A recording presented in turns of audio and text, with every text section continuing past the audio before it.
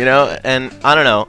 Also, my name is almost Max Ketchum anyway. That's Max true. Kretschmar, Max Ketchum, you know. Okay, I feel It's you. very close, and I play Pikachu in this game, so pretty Pikachu, fitting. huh? Yeah. How do you like Pikachu so far? You know, I was A looking- lot. Actually, I tried to change my controls, but it didn't save the control change. So, like, Oh. both games, I had L and R switched, and I was, like, grabbing when I tried to dash shield. Are and L and R vice versa. different? Yeah, have different in functions in this default game? controls, L is grab and R is shield. Okay. But even though I always... like, Oh, right, because there's no Z button. Yeah, Okay. I exclusively shield with R in Melee and Brawl. Right, But same I here. switched to L as shield and R as grab because it's like 64 in... Okay, I see what you're saying. Yeah, because Z in 64 is shield and R is grab. So I played a little bit of 64 with Raptor. Shoutouts to Raptor, by the way, if you're watching. In the months prior to Smash 4. And I figured if I have these limited options, I might as well do what 64 does, and that feels kind of more native. I understand. Now, regarding that, one thing I did in Brawl has a unique buffering system where if you input controls too early, you might not get what you want because of the nature of macros. Like grabbing is a macro. It's grab and attack at the same time. Yep. All right, so for those of you at home who don't know, macros are basically when multiple inputs are combined to create one thing. So for example, smash attacks, when you use the C stick to perform a smash attack isn't performed with just the C stick. It's performed by inputting a smash direction with your joystick and with A at the same time. That's the way the game reads it. And your C stick simply combines this into one input. All right, it basically inputs both at the same time for you. So your Z button grab inputs grab and attack for you at the same time. Yes, excuse me. Shield and attack for you at the same time. That's how come if you ever are playing Melee or Brawl and you hold down Z, your character will grab and then continue to shielding, because if you hold the shield and attack buttons, they'll throw out the grab and then continue to shield. So obviously this game doesn't have macros in a similar way because it doesn't have enough buttons to really give you too many macro options, but grabbing, I would assume, is still a macro. It still is a macro, All right, yes. so and in this game, it prioritizes attack over shield. Interesting. So if you try to do a pivot grab, you can actually, if you accidentally hit down forward, which happens a lot on the circle pad, because, you know, it's a circle pad, and it's not very precise, but you can accidentally do a pivot tilt instead of a pivot grab. That could still be kind of cool, like incorporating pivot tilts into gameplay is an all-new mechanic. I mean, there were true pivots in previous games, but I've heard that this game is a lot more accommodating to pivoting. Yes, it's like an auto true pivot. It's very, very good. You can just do dash, and then in the opposite direction of your dash, either soft tilt an A or smash an A, and you'll do forward smash. And that's really cool, because even though dash dancing isn't the same way it is in Melee, that is actually a mechanic that I would have liked to have seen come back. And everybody knows how against L canceling I am as a mechanic, but dash dancing is something I greatly embrace because it allows you to put a lot of mind games in your motion, which is a very healthy competitive mechanic. Yeah. That being said, having these motion intimacies where you can attack out of different types of motion, I think is very healthy for the game. So I'm excited to see once players grow in their technicality and their mechanicalness, how they can start incorporating that into their gameplay. Like true pivot tilts are going to be, really interesting to watch. I've been using it a bit since discovering it at E3, and alright, got a little bit of lag to start the game with. And it's staying laggy. Usually this resolves pretty quickly, but you know what I've found to really reduce the lag between setups is making everyone become friends on their DSs. It really does actually work.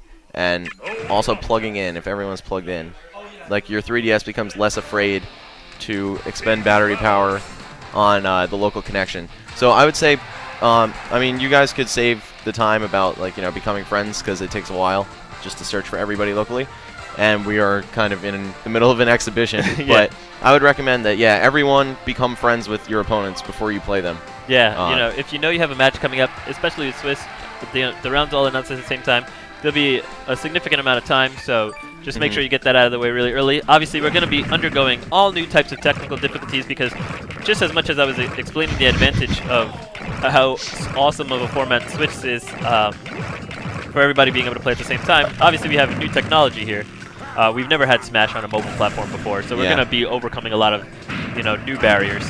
Obviously, a Nintendo 3DS is not going to be as powerful as a Wii U. You're going to get some of these technical issues. So far, from what we've seen, it's not going to destroy the game competitively. We're still going to be able to play this game at the highest caliber of play. But we're going to have to be a little bit patient with it. Yep. All right, it's looking a lot better now. And a little bit of background on these teams. We've got NAKAT. Oh. All right, well, regardless, we have NAKAT and Falls playing their signature double Wario. These guys played that team extensively in Brawl, really cracked it open, made it something to fear. Oh, yep, looks like we're back to lag-free now. Or at least very minimal lag. Stop jinxing. Alright, a commentator's curse is too real. Yeah. I'm just not even going to bother. But oh my god. as far as the changes to these individual characters go, Wario, very interesting couple changes this character has received. His forward smash and up smash, most notably, have changed. His forward smash is now a punch forward, where his fist blows up, all cartoon-like. So similar to his forward tilt before. Yes, but his forward tilt is also the same move as it used to be, but it's much faster. It comes out a lot faster. I think they really put a big emphasis on making Wario more of a close combat, ground-based character than he used to be. His down air, you can't have a lagless landing out of a short hop with it, which is very unfortunate. But it forces him to, rely on other options. Also, his up smash is now a headbutt instead of the spin around. He goes like, jumps up and headbutts. Yeah. Forward air, he kicks his leg out pretty significantly instead of. It looks like he's got a big facelift on his moveset. What? I said it looks like he's got a big facelift on his moveset. Like oh yes, a little for bit sure. Different. But for sure. The functionality from what I've seen is mostly the same. The way he uses his moves, his up air. The main aerials, his main roster seems to be used mostly the same. I don't. Yeah. It doesn't seem to me that Wario feels very different, even though he's got a lot of organic changes. The biggest difference, I'd say, is the down air, because as you see, I believe it's NAKAT wearing the overalls. Yeah, it is. He keeps trying to do short hop down air. I kept trying to do that too as Wario, because that's such a staple in Brawl. Yeah. Short hop down air, and then if you do it instantly, you can jump away after. Right, exactly. It puts a lot of pressure on the opponent's shield, being that multi-hit move with very low cooldown at the end of it. And since Wario has such great aerial mobility, you can mix up whether you're going to land on the left or right, or if you're going to immediately jump away. So you have all three of those options, and it gives Wario a lot of mix-ups, which enables him to have some semblance of offensive play and pressure. So taking that away from him is a pretty important tool. But as I mentioned earlier, it looks like every character across the board has gained a lot of approach and offensive tools. Yes. So I'm not too worried about it. I don't necessarily think it will destroy Wario. We just have to see whether or not his style of gameplay is, what's going to be strong in Smash 4. And I definitely could see it, man, especially because that bite is still so strong. You jump in, your opponent's like, oh, Wario's going to do some aerials. Let me block. He does a lot of damage with his aerials. But no, that bite, command grab, goes right through shields. Also, to compensate for the landing lag on down air, it also is a kill move now. Oh, so, despite the lag increase, a huge buff in power. And Wario wasn't exactly lacking on power before, so that's huge. Yoshi then takes off the stock. Got a very close game, actually. Eli's DK, very scary. Speaking of character changes, Donkey Kong's down air comes out nearly instantly in this game.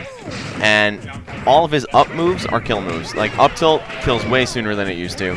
Up smash, of course, still completely devastating. Up air, very, very powerful this time around. Alright, so Donkey Kong's going to be racking up those those vertical KOs. Previously, he was known for doing that primarily with his down smash. And, a little bit of friendly fire, but it would have been worth it if he took the stock from False, who's showing to be the tank of this set right now. I think actually NAKAT met a very early end to his first stock by accident, though. Oh, the waft, man. With all the hits done in this game, I think Wario's waft is going to be even it's going to be way scarier in teams now. I understand. Yeah, I completely see the fear, the threat. Oh, the bites. The bite oh, my God. Oh, block what?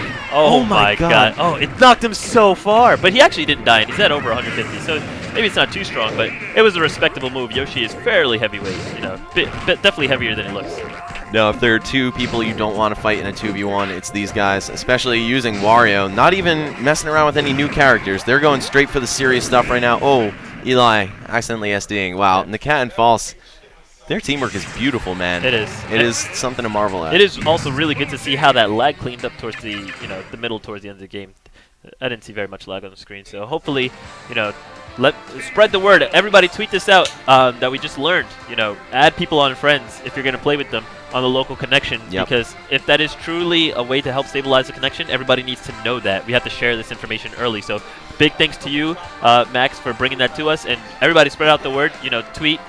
Want to reduce the lag when on local play, especially, it's not so critical to tweet it right now, but just keep that information in the back of your head. And obviously when the game releases and everybody's playing it on their American 3DSs, that's when it's just big for everybody to know. Make sure your local tournament organizers are brought this attention. Right now we're all still in a very young phase of the game, a learning experience for everyone. So make sure that all your local tournament organizers know to advise all the players this, because even if you tweet it out, there's still going to be tons and tons of new players coming to the game, and it's just so important for everybody to know.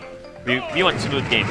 Yeah, my evidence for this is purely anecdotal. I went to play with J-Tails last night, and at first we weren't friends, and the lag was horrendous. And then we're like, you know what, let's become friends and plug our 3DSs in. And both of those things, we did one unplugged and then one plugged in. And it just seemed that both of them were very good for reducing the lag in local play. Oh, these back air chains from Eli's DK. Whoever says there are no combos in this game is tripping, man. No, there's definitely combos. There are so many combos I've been in this watching the game a lot. and a healthy amount, too. Yeah. Not too many, not too few. It's a little bit more than, just the 2-hit combos, but, when it matters, you can get out of combos, too. Absolutely, with good DI. And I think that's very important, because one thing that's very true to the nature of Smash is defensive options. In some games, most classic fighters, when you get hit by the first hit of a combo, as long as the offensive player doesn't drop the combo, they're going to be able to execute the full amount of damage on you. But in Smash, even when you're the one defending, even when you're the one getting hit, you still have options of gameplay, and that's really important to create a healthy game, because it means that you can be interacting with your opponent at all times and not simply, able to take a bathroom break while you're getting knocked around the stage. Yeah, I do very much like that. A la Marvel vs. Capcom. So, I mean, much love for Marvel, too. Yeah, but I love yeah. Marvel. Also, we saw False's stock go out to Yoshi eating him in Egglay and then keeping him stuck in the egg off stage. You get locked in Egglay much longer in this game than previous iterations. It's a lot harder to break out. So, definitely props to Raptor for using the new tech already. Oh, man. Was that up smash? Yeah, okay, up smash is a kill move. It's a single hit. No longer can you easily smash the eye out of it like you could in Brawl with the multiple hits. Oh, and False going out again, only 62%. Yeah, and it's just a clear example. With the exclusion of SDI in the game, it does take away a defensive mechanic, but it allows a lot more moves to become useful, and useless moves are actually a very terrible thing in the game. Yes. It's very healthy for the game design when a lot more moves can be useful, because it allows you to do a lot more innovative and creative things overall. So, do I miss Smash DI? Yes, but there are some advantages to having the level of Smash DI we had before gone. Very nice up air by DK falling, hitting both Warios. And right now, Red Team has stage control. They want to make sure to maintain the stage control, watching each other's backs. What I like there from the double Wario team a lot is as soon as one player created a weakness in his opponent's defense and was able to get into the stage, the other Wario took the opportunity to capitalize off that and instantly try and 2v1 a player, showing a lot of experience from False and NAKAT, knowing how to capitalize when they're in a bad situation and then just being patient and wait for a good situation and then using teamwork to turn it into a great situation. Looks like NAKAT just hit with a soft spot of Wario's Waft. Very low knockback, or maybe it's just because Yoshi's super heavy, but maybe there is now a sour spot on that move and possibly a bigger hitbox. Okay, Yoshi definitely got hit by that Waft. Was that armor from his double jump that enabled him to not take a lot of knockback from that? I think he collided with the other Wario. It was the could be that. The dead weight knockback nullifier. But yeah, I don't know. It seems like kill percents in this game are much higher than in previous games as well. Like, you'll survive for a very long time in this game.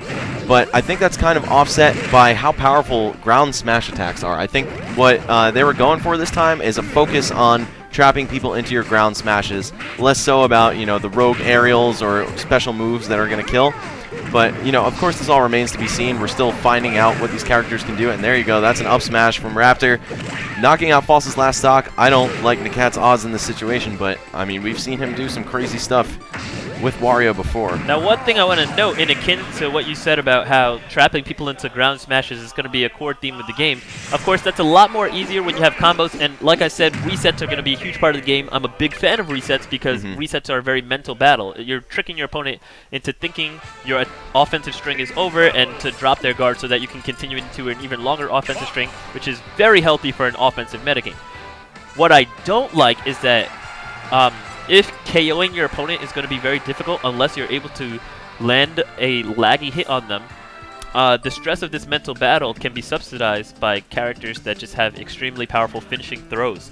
And I don't think that's very healthy. One thing we saw in the Invitational, this was very controversial when Zero beat Hungrybox. And one of the reasons it's so controversial is because Hungrybox had Zero pretty much on the ropes, and then Zero timed him out and then won with the sudden death rule that was in place. Yep. However, one thing that a lot of people neglect to mention is that Zero was actually winning the match for the majority of the time, and then died abruptly to Kirby's up throw at like 92%. Yep. Yeah, on Battlefield, which I was like, whoa, up throw killed him at 92. Like, that's ridiculous. So when you see these kill throws able to set up such devastating power and kill in a game that kills might be difficult to come by, I fear that characters that simply have the mechanic of kill throws could end up becoming very powerful. It's something I'm going to definitely be keeping an eye on.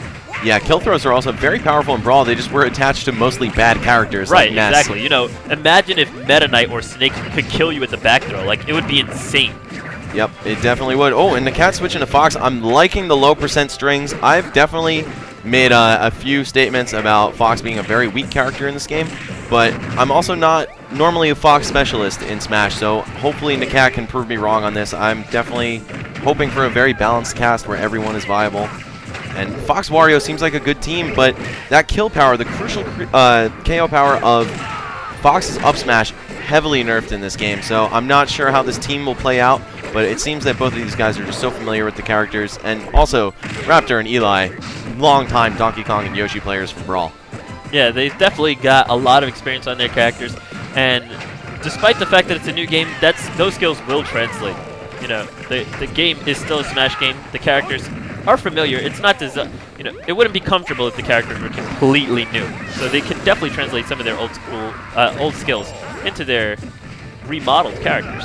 And most notably is that team synergy. Yeah. That's certainly playing a very strong role in NAKAT and False's game. It's helping them take this slight lead that they have right now. Oh, man. Oh, my gosh. DK's Eli taking huge damage there. And, oh, little friendly fire grab there. And a lot of friendly fire. Both teams deciding to abandon alliances. Red team on red and blue team on blue. It looks like we're all sorted out at who we're friends and enemies with now. And the game is somewhat evening out. It is a huge priority of the red team to take that stock off of False. Good of NAKAT to sit back, be patient. He realizes that False is in a bad position and that False needs to die. So what he does is he sits back and instead of trying to prevent the kill move, he reacts to the kill setup, which is, again, very patient, and it takes a lot of trust in your partner. On the topic of kill setups, Wario's throws have actually been inverted, his forward and back throws. Now, forward throw, he'll bump you with the side forward, and back throw is the spin. Completely the inverse of Brawl, which might mess these guys up a little bit because they very much relied on the forward throw into attack the opponent when they're spinning. Right. But now they're just going to have to adjust, and you know that'll work when Wario's facing the opposite direction. So, of course, you know, it'll come in time, but this is still day 3 of the new game. Years of muscle memory with Wario in teams especially might be a little hard to overcome, but I think, you know, maybe now that they know that, they'll start adjusting accordingly. Wario still with great recovery because of that bike. Makes him so ambiguous where he's going to land. So much aerial mobility. And, okay, Raptor's getting to that edge. Meanwhile, DK being harassed by Fox and Wario. Oh the waft! So blue team definitely has huge control of the stage right now. Yoshi's trying to make his way in there with the invincibility frames. Let's see if he's able to capture any of the attention. We definitely see it coming in. Donkey Kong coming in with that is that his dash attack now? Oh, no. Up B, I believe. So, yeah, Donkey Kong coming in. That up B, huge, good kill move. Yoshi also managing to take off the stock. Very impressive showing. That allows the team to tie up in stocks. Of course, they're down by 156% on Donkey Kong, plus a little bit of extra on Yoshi. So, DK is going to have to not drop the stock. He'll have to play very opportunistically. Getting grabbed is not going to be the way, and blue team now in a huge lead. It's all up to Yoshi here to see if he can bring things back to red team, but both Wario and Fox are extremely healthy at the moment, and Yoshi's in the corner. We've got a grab, no conversion. Yoshi goes for the pivot grab, backs up. Probably he wanted to instantly start applying egg pressure there, unless egg has been drastically nerfed. No, they've been drastically buffed, I believe. They travel very quickly. The explosion hitbox is pretty well. It detects very well. I think Yoshi in general has seen so many improvements, but I don't know if he's been improved to the degree that he can take these guys out in a 2v1. Well, so far he's doing an okay job. Up air to up air is obviously going to put a lot of percent on him and kind of take him away from the even game he had before. He was making some progress. It's going to be very difficult. Perhaps if he can use his buffed egg lay to get a gimp, it'll be really good for him. We do get the egg lay there, but however, he is moving, you know, able to DI on the stage, something that will catch maybe a less veteran player. Yeah, for sure. I think he saw, oh, there's a chance I'm going out off the back. Let me just hold towards the stage for good measure, see what it does. And, you know, you haven't normally been able to air control that much after egg lay. Yeah. So that's possibly new too. Now, in these pressure situations, you have to expect your opponent to react a little bit nervously, and sometimes nervously can mean commonly and obviously. For example, there he got the hit off the stage, and he instantly went for the forward air spike to try and close out the stock because he knew that's what he needed for the game. For those of you trying to figure out how to step your game up to next level, in a situation like that, know that your opponent's going to pick that safe option and going to react to you in a safe way. So as you can see, Fox, he saw that he's like, okay, Yoshi knows he needs his forward air to get the kill on me. Let me jump back and then side B and just make sure I can recover to the stage as safely as possible. A top player needs to be able to see inside of that mentality and then say, okay, going for this spike is obviously futile because he knows that if I let him get the spike, he will hand me back the game. Right. So what I'm going to do now is I'm going to analyze, okay, so put yourself in your opponent's situation. If I know getting hit by the spike gives my opponent back the game, what do? I make sure that I don't give him the spike. So I'm going to jump back. Then once you read into, okay, he's going to jump back because he doesn't want to get hit by the spike, you can then go for that hard read and then perhaps if he were to double jump off the stage, reading the jump back and hitting him with a neutral air instead of going for the forward air, after he had already spent his double jump, this could start maybe generating a gimp situation, and those are the types of reads that can bring you back into the game. Just take that one step forward, put yourself in your opponent's shoes, and instead of always going for the obvious play, take control of the situation where you have an advantage and your opponent knows this situation to use, and get inside their head, because that will bring you to a top player status.